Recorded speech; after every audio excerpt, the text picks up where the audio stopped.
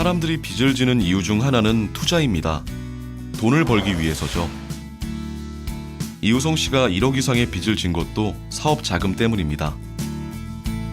4년 전 그동안 하던 일을 정리하고 첫 번째 편의점을 열면서 빚을 내기 시작했습니다.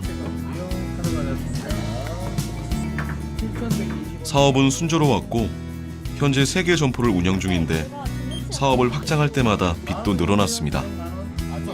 그대로이네요. 빚이었죠. 빚으로 처음에 시작을 했고 편의점이 좀 돈이 되는 사업이다라고 생각을 했기 때문에 뛰어들어서 한 거고 거기서 약간 좀 수익을 좀 봤어요. 그래서 애들이 이제 커가니까 애들한테 들어가는 비용이 자꾸 이제 보이는 겁니다. 그러려면 좀 더 내가 욕심을 좀 부려서 여기에서 안주하지 말고 욕심을 좀 부려서 다른 걸 좀 더 해봐야 되지 않겠느냐 이런 생각을 따라서 이제 하다 보니까 빚이 계속 늘어날 수밖에 없는 상황이 지금은 일어나게 된 거죠.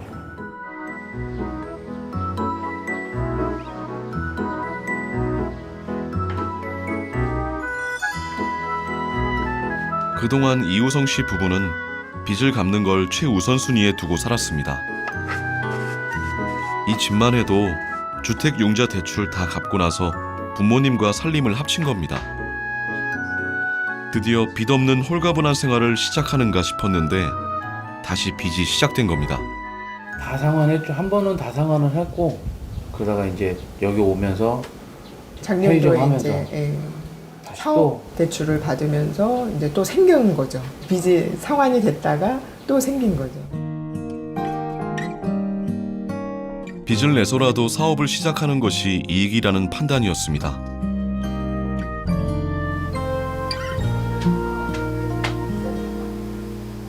웬만하면 갚아야 된다. 빨리 갚았으면 좋겠어요. 근데 요즘 이제 살짝 드는 생각이 돈이 좀 모이면 갚지 말고 좀 갖고 있어야 되나, 갖고 있다가 다른 걸 또 해야 되나, 막 그런 생각이 조금씩 들더라고요.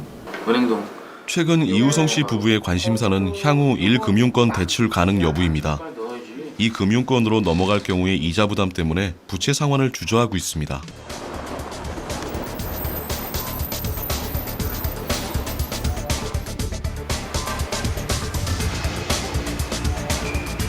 중앙은행의 기준금리 인상 혹은 인하는 내 빚의 크기를 좌우하는 결정적 요인입니다.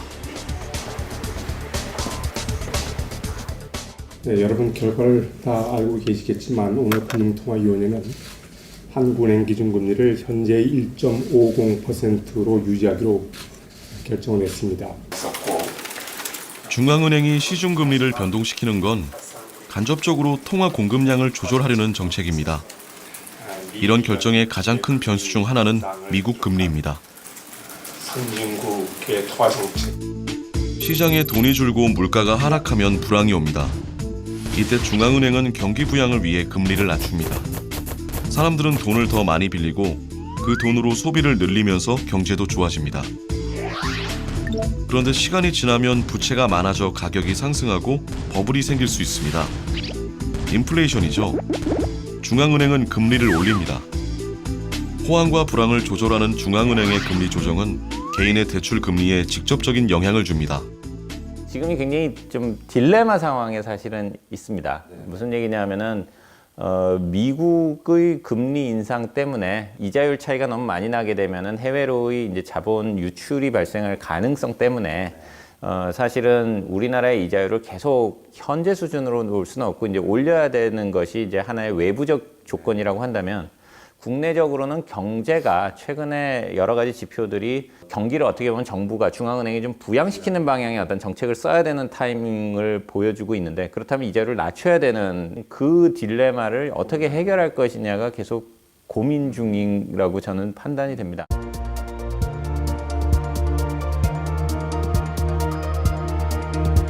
장기간 초저금리를 유지하던 미국이 2018년 들어 세 차례나 금리를 인상했습니다.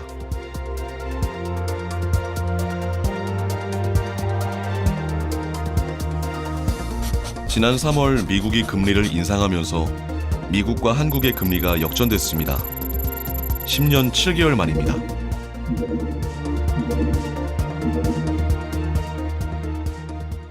Most recently, we've been growing very rapidly, over 4%, and this quarter probably still over 3%. The unemployment rate is very low, but we haven't had inflation yet. And I think the Fed has been very careful, very gradual, and has gotten the balance right. But it's an art, it's not a science. 글로벌 금융 위기 당시 미국 중앙은행은 기준금리를 제로금리에 가깝게 낮추면서 통화량을 늘리는 정책을 폈습니다. So typically what a central bank does in a crisis is to try to provide credit into the system. Because typically what's happening is people have borrowed a lot and suddenly the system is borrowing less. People are much less willing to make those loans. There's the deleveraging that occurs. And that can be devastating. So to try to prevent as many bankruptcies, to try to prevent as much unemployment, the central bank can provide more credit during that time period to try to cushion the blow. It's not going to stop a downturn, it's not going to stop a panic, but it can make the consequences much less devastating for the economy. 글로벌 금융위기 이후 미국의 저금리 정책은 전 세계에 영향을 줬습니다. 저금리 10년 동안 우리 가계부채도 2배나 폭증했습니다. 빚은 나 말고 내 이웃이나 내 지자체, 내 국가 이런 아니면 전 세계적인 경기 변화에 따라서 정말 내 빚의 크기도 달라지고 부담도 달라지는 게 통상적이에요. 진짜로 우리 그 90년대 후반에 있는 금융 외환위기 때만 하더라도 기업들이 지었던 빚이 갑자기 추가 대출 연장이 안 되게 됐고 그러다 보니까 기업들이 어려움에 처하게 됐고 많은 금융권들이 잘못하면 내 돈 못 돌려받겠네 하면서 자금을 옥죄했던 거예요. 그렇게 해서 기업들의 부실이 생기고 났다 보니 그 과정에서 그 당시 진짜 이자율 한 20%까지 갔었죠 그때? 저희가 그때 시중이자를 20%. 네, 그러니까요. 갑자기 나는 한 5% 6% 정도로 늘 갚아가야지 계획했던 사람이 이자율이 한 20%가 갑자기 내 잘못이 아니라 기업의 빚이 문제가 돼서 그래서 커졌으니 이건 내 잘못이 아닐 수도 있죠 원초적으로는. 그래서 내 빚은 내 이웃에 의해서도 결정이 된다. 저는 그런 말씀을 드리고 싶어요.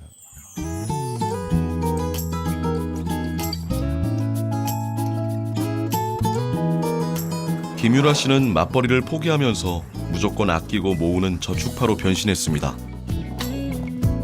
그리고 은행원 출신의 경험을 살려서 조금이라도 수익률이 좋은 저축과 투자 상품을 찾아내 활용했습니다.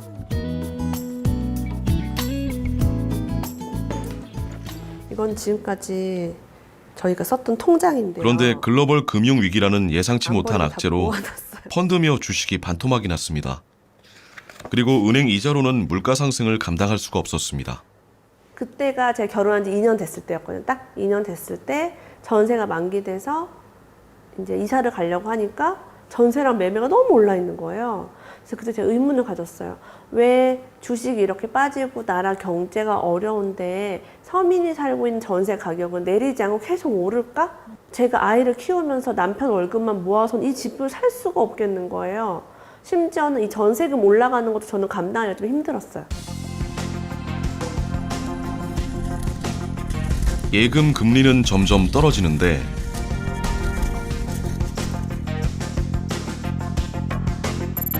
집값은 반대로 치솟았습니다. 가만히 있으면 저는 무조건 가난해지겠다라는 걸 느꼈어요. 내가 아무것도 안 하고 가만히 있으면 전세 자꾸 오르죠? 집값 자꾸 오르죠? 내 펀드 반토막 났죠? 난 직업이 없어요? 근데 제가 애를 셋을 낳았잖아요?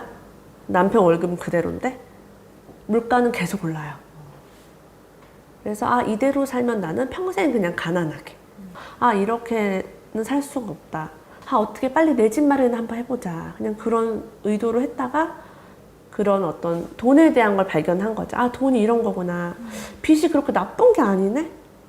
빚으로 내가 내 시간을 빨리 살 수 있겠네? 대출 1억 3천을 받았어요. 그러면 제 돈이 7천만 원 들어가잖아요. 네. 근데 여기에 월세를 5천에 50을 받아요. 월세 50만 원을 받아서 대출이자 30만 원을 갚으면 20만 원이 남습니다. 은행 이자보다 높은 수익률입니다. 1년이면 240만 원의 수익이 생기는 겁니다.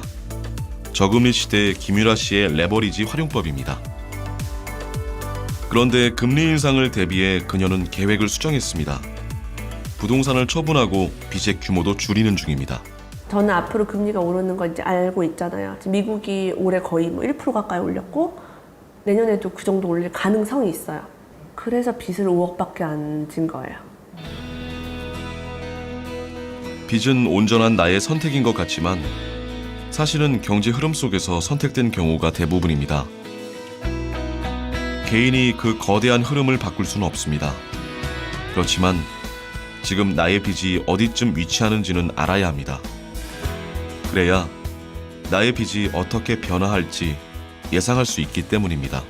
어떤 나라에서 예를 들면 외환이 갑자기 부족한 상태가 되면 금융시장들의 상당한 불안 요인이 생길 수도 있고요. 글로벌 금융위기가 같은 상황이 생기면서 다른 나라의 투자자들이 우리나라에서 자금을 급격히 빼내가는 현상이 생겨도 위험이 생길 수 있고요. 다양한 거시적인 충격이 가해지는 경우에 합리적으로 투자를 하고 부채를 일으킨 분들도 오히려 어려움에 처할 수 있기 때문에 이런 요소들을 관리하는 거시적인 정책들은 함께 중요하다고 볼 수 있겠습니다. 사실 우리는 24시간 내내 빚을 권하는 사회에 살고 있습니다.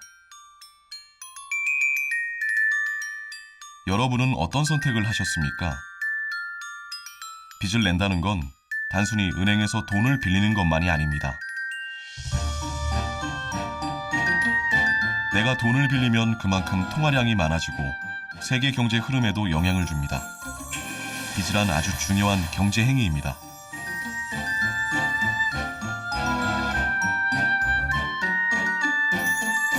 우리가 선택했던 빚, 그리고 앞으로 선택할 수밖에 없는 빚, 그 빚의 실체는 무엇일까요? 사람과 돈이 모이는 곳, 자본주의 사회에서 가장 치열한 삶의 현장, 시장에서 빚의 실체를 만나보려고 합니다.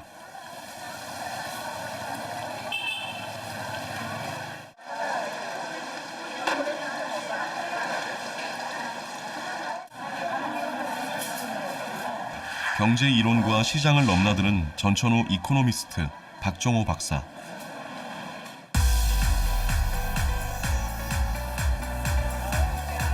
네, 안녕하세요.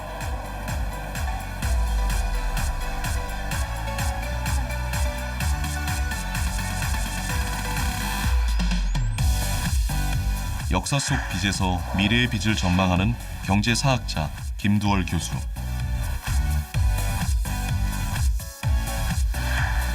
냉철한 금융에서 따뜻한 빚을 꿈꾸는 금융학자 이창민 교수. 광장시장에서 펼쳐질 이 젊은 경제학자들의 유쾌한 수다. 당신의 빚은 얼마입니까? 네네. 제가 일단 제가 맛있어 보이는 거 다 시켰거든요. 전국의 상품이 시장에 모이기까지 그 과정은 빚으로 연결돼 있습니다. 이 곱창만 해도 돼지를 사육하는 농가의 빚에 곱창을 가공하는 공장의 빚, 곱창을 조리해서 판매하는 음식점 주인의 빚으로 이 자리까지 온 겁니다. 아유, 감사합니다. 이쪽으로 드시게 되세요. 진짜 이 시장에서 와서 이제 빚 얘기를 하려다 보니까 갑자기 궁금한데 두 분은 처음으로 개인적으로는 언제 빚을 한번 얻어보셨어요? 우리 이 교수님부터. 저는 공부하고 들어와서 유학 마치고 들어와서 이제 첫 직장 들어갔을 때 처음에 이제 소위 말하는 마이너스 통장이라는 거. 마통. 김 교수님은 빚이 없으시다. 왠지 윤택해 보이세요. 90년대가 되면서부터 우리가 이제 저축이 늘어나고 경제가 성장을 하니까 제일 먼저 나타났던 것 중에 하나가 신용카드였고 네. 그래서 뭐 신용카드 만드는 것부터 저는 시작했던 게 아닌가 그런 생각이 드네요. 생각해보니까 저도 그런 것 같아요. 신용카드가 첫 번째 제가 빚을 질 수 있는 수단이었던 것 같아요. 네. 그렇게 따지면 저도 그렇죠. 사장님, 저희 대충 얘기 들으셨죠? 저희 빚이 궁금해서 온 사람들이에요. 사장님 어떻게 좀 얘기 좀 관련해서 해주시면 어떨까요? 네.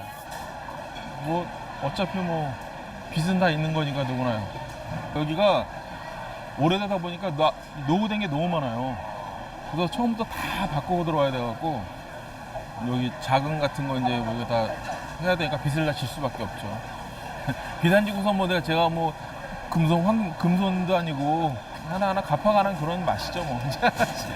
이제 앞으로 더 잘 돼야죠 이제 이게.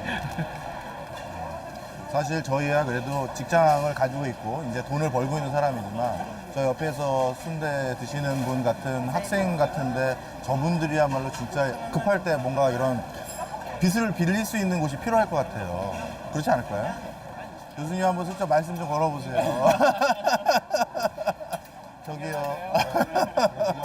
저희가 오늘 주제가 빚이거든요. 네네. 혹시 예전에 뭐 크게 돈을 빌려봤다 이런 경험 혹시 있으실까요? 아 저는 학자금 있었죠, 학자금. 학자금. 네네. 그 학자금 때문에 이제 약간 작가 생활 잠깐 중단하고 직장 생활 하다가 제가 얼마 전에 다 봤거든요. 그걸 다 갚으신 거예요? 네네. 아유, 축하드립니다. 오늘 잘 먹겠습니다. 아, 제가 써서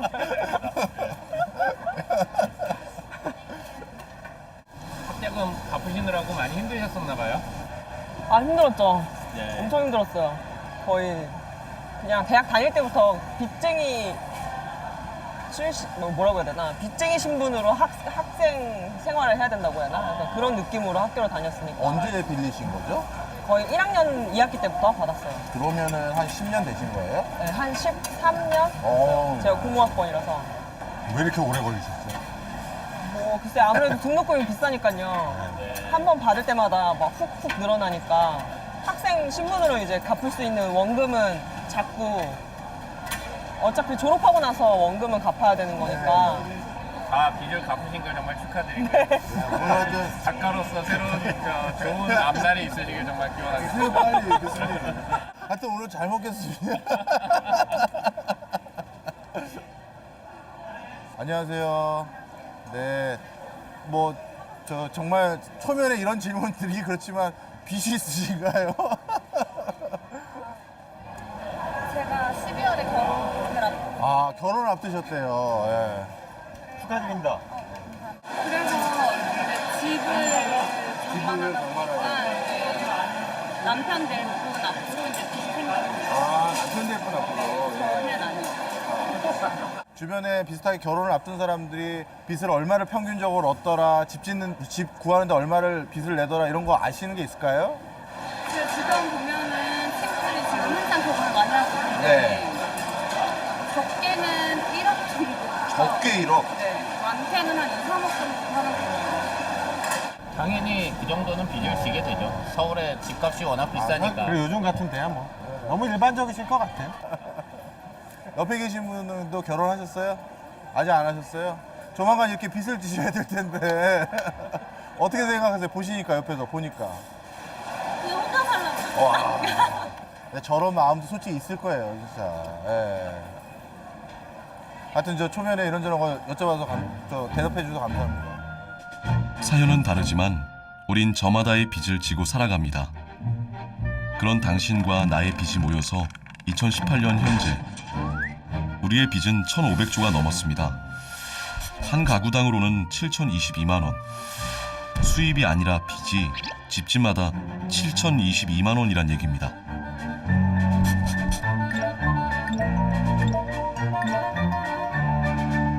우리나라 가계부채는 2002년부터 증가하기 시작했고 지난 2008년 이후 10년 동안 2배 이상 증가했습니다.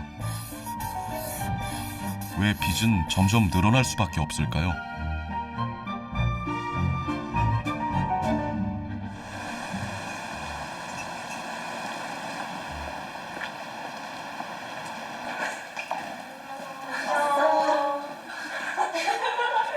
광장시장에서 만난 허한나 씨는 학자금을 다 갚고 다시 작가 활동을 시작했습니다.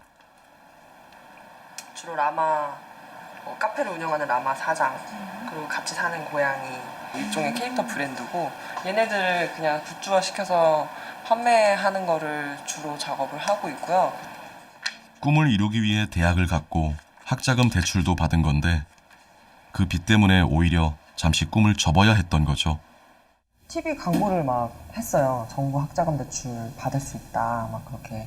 그래서 부모님도 어쨌든 등록금이 목돈이니까 이렇게 큰 돈이 급전이 안 나오니까는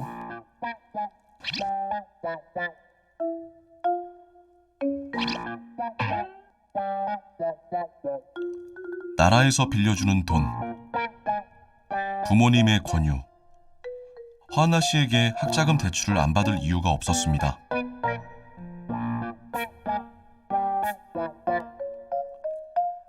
대학을 졸업하자 학자금 대출이 바로 빚으로 다가왔습니다.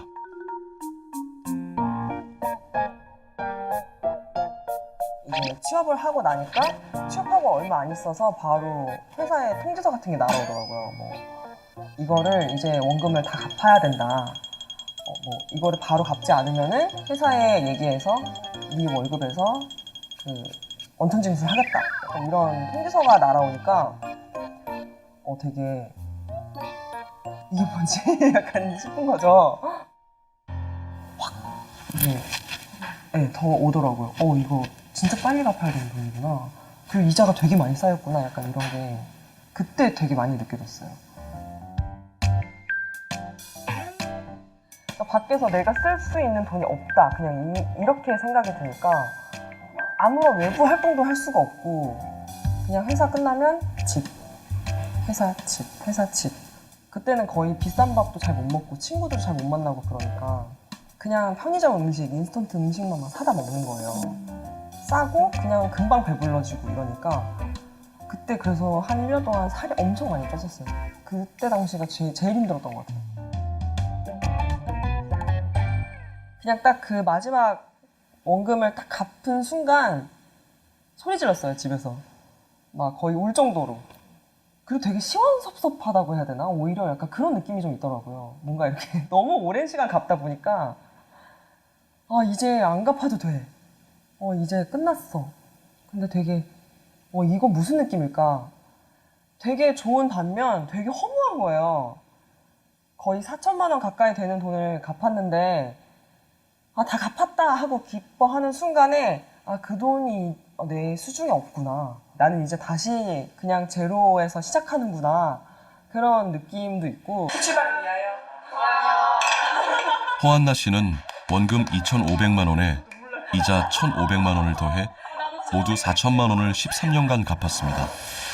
만약 안나 씨에게 그때 2,500만 원이 있었다면 어땠을까요?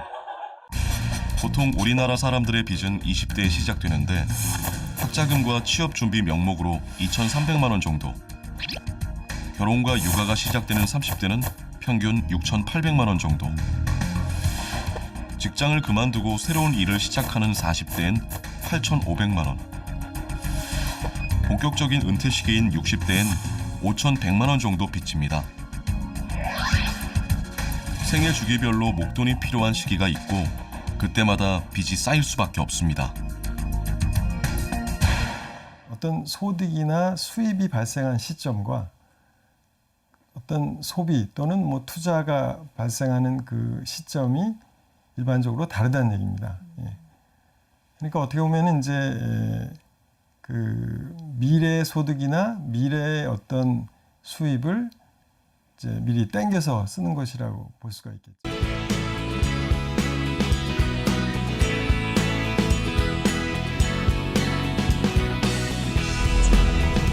사람들이 빚을 내는 이유는 뭘까요?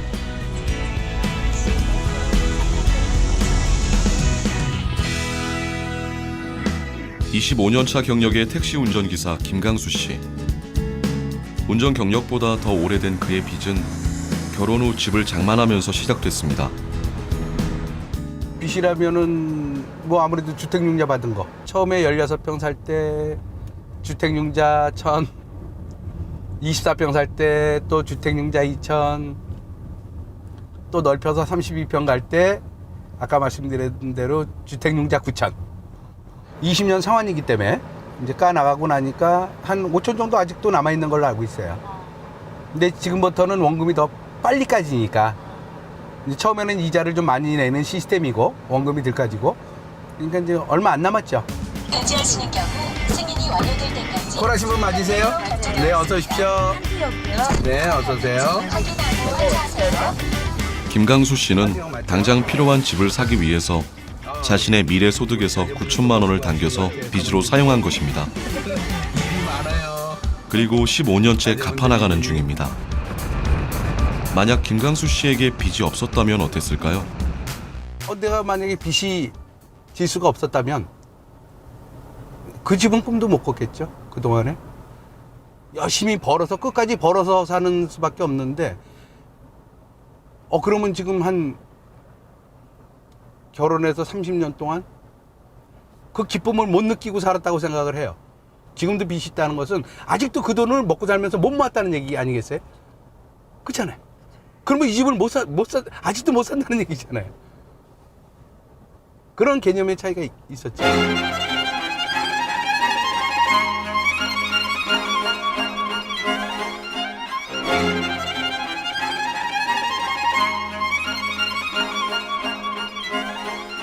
김강수 씨에게 택시는 재산 1호입니다. 지금으로부터 22년 전 개인 택시 면허를 취득하고 택시를 구입할 때도 김강수 씨는 빚을 졌습니다. 처음에 3,750에 약 한 2천은 제가 열심히 해서 회사 택시 하면서 열심히 해서 모아서 3년 모아서 2천만 원 모아가지고 한 1,750만 원 거기다 차 그때 뽑고 한 2,700 됐겠네요. 2,700 정도? 2,700 정도를 빚을 냈죠. 열심히 해서 1년에 1,000만 원씩 해서 한 3년 정도에 갚은 것 같아요. 이건 제 재산이에요. 아무래도 그때 빚이었는데 3년 만에 갚고 나니까 내 재산이 되는 것이고. 김강수 씨는 은행에서 2,700만 원을 대출받아서 개인 택시를 구입했습니다.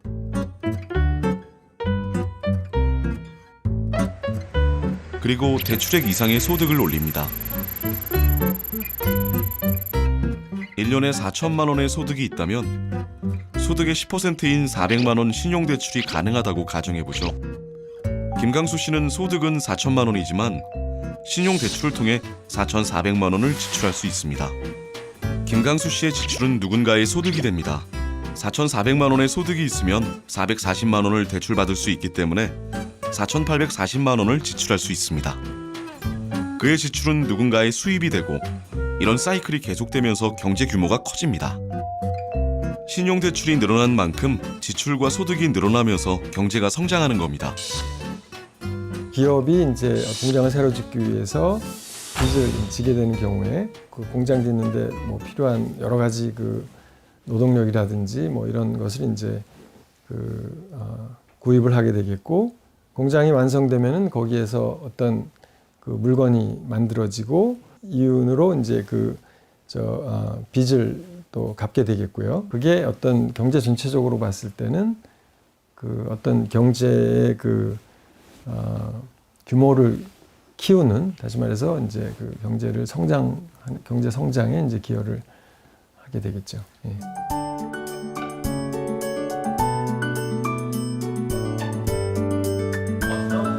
우리 역사 속에서 빚은 어떤 역할을 했을까요? 돈을 벌기 위해서 역사를 가만히 읽어보면요, 가장 빚을 많이 필요로 했던 사람이 세상에 민초들이 아니라 국왕이더라고요. 그것도 언제 빚이 제일 필요하냐면 전쟁을 수행할 때. 만약에 전쟁이라는 것을 지면 자기가 모든 걸 잃어버리는 거고, 나라를 잃으니까요. 전쟁에서 이런 모든 걸 얻기 때문에 정말 전쟁에 이기기 위해서 용병을 구하거나 군작을 마련하기 위해서 별의별 일을 다 하는데, 그런데 그러면 통상적으로 우리 세금 거둘 것 같잖아요. 근데 세금이라는 건 국민적인 방발감이 굉장히 큽니다. 어떻게 하냐면 그 국왕이 국민들에게 빚을 낸 경우도 있어요. 그러니까 이런 것들이 잘 되면 나중에 오히려 이자를 붙여서 갚아주겠다, 이렇게 해서 국민의 호응을 유지하기도 하고. 맞습니다. 정확한 얘기세요. 우리나라의 경제 성장이라고 하는 것도 사실은 빚에 크게 의존했다고 할 수 있습니다. 국가 자체. 그렇죠. 그러니까 60년대부터 우리나라가 그 당시에 우리나라 같은 경우에 저축이 부족해서 여러 가지 투자를 할 수 있는 재원을 국내적으로 조달하기 매우 어려웠기 때문에 그렇게 해외로부터 돈을 이렇게 빌려다가 공장도 만들고 기업을 이렇게 운영하는 이런 일들이 이제 활발하게 이루어졌습니다. 많은 나라들은 그렇게 빌려온 돈들을 제대로 갚지 못한다든가, 그래서 이제 채무 위기에 빠진다든가 이렇게 됐는데, 우리나라는 뭐 그렇게 빌려온 돈들을 다 원활하게 다 갚았고, 그렇게 이제 경제 성장을 이룬 뭐 그런 경우라고 볼 수 있겠습니다. 국가 자체도 우리나라는 빚을 유의미하게 적절하게 잘 활용했네요. 네. 저희가 이제 금융에서 이제 레버리지라고 불리는 거는 사실은 뭐 제가 돈을 뭐 빌려요. 근데 한 3%로 빌립니다. 이자를. 그러면 이제 그걸 빌려와 가지고 그 이상의 어떤 수익률을 낼 수 있으면, 더 좋은 기회를 잡을 수 있으면 그게 이제 순기능을 하는 거고 경제를 밀어 올리는 거죠. 우리는 금융이라고 하는 것은, 그리고 빚이라고 하는 것은 기본적으로 이 자원을 효율적으로 이렇게 배분함으로써 사회를 좀 더 풍요롭게 만드는 어떤 메커니즘이다라고 하는 부분을 좀 잘 생각해야 될 것 같습니다. 우리 역사에서 빚을 가장 잘 활용한 이들은 개성상인들일 겁니다. 개성상인들은 인삼 재배와 홍삼 제조 등으로 막대한 부를 축적했는데 그들의 성공 뒤엔 10연이라는 독특한 빚이 있었습니다. 미쓰이 자본이 개성의 인삼을 장악하기 위해서 식산은행을 개성 지점을 설치를 하고 그 대출을 해주려고 하는데, 근데 아무도 방문을 안 하는 거야. 돈 빌리러 오는 사람이 하나도 없는 거야. 이게 도대체 어떤 거냐 그래서 개성이 금융제도를 연구하니까 개성 사람들은 빚을 어떻게 지느냐. 그 오전에는 빚쟁이였다, 빚을 졌다가 오후에는 빚을 그 대여자가 되는 거예요. 자금을 대여하는 사람. 개성상인들은 매일 개성상인들은 빚의 경로를 일기에 기록으로 남겼습니다. 그리고 일기에 시간대별로 거래 내용을 자세히 기록하고 있는데 이자율도 정확히 표시돼 있습니다. 요 돈이 바로 요 이자율로 15%로. 그래서 이 16번마다 개성상인들의 일기를 보면 55냥이 남았다는 15회까지의 거래 내용을 받을 금액과 줄 금액으로 따로 결산하고 그 결과를 16회차에 기록합니다.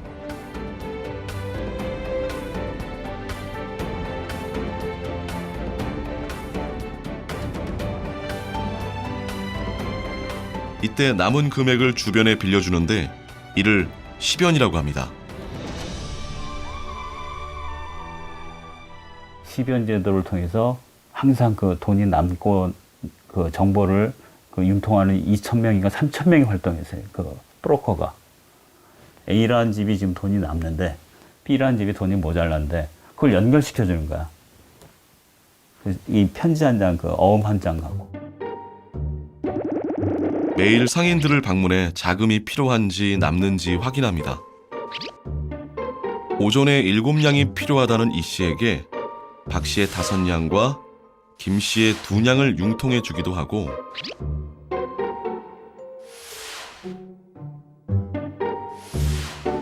오후에 3냥이 필요하다는 김 씨에게 이 씨의 돈을 연결해 주는 방식입니다. 개성상인들은 10연을 통해 신용만으로 언제 어디서나 자금을 융통할 수 있었습니다.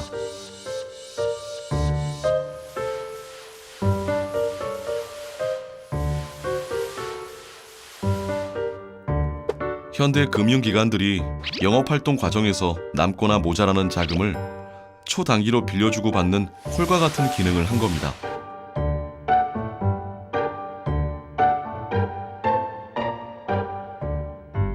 돈이 모자라거나 남는 문제가 없죠. 모자라면 언제든지 조달할 수 있고 남으면 언제든지 그걸 융통하니까 이 빚을 통해서 이 6년이라는 영업활동 기간 속에 들어가는 모든 자금의 흐름을 원활히 그 공급하고 수요하고 그 진행하면서 결국 궁극적으로는 인삼을 수확하고 그걸 판매했을 때의 총 수익이 났을 때까지 필요한 모든 자금을 원활히 통용시키는 그것이 바로 금융 개념, 빚의 개념입니다.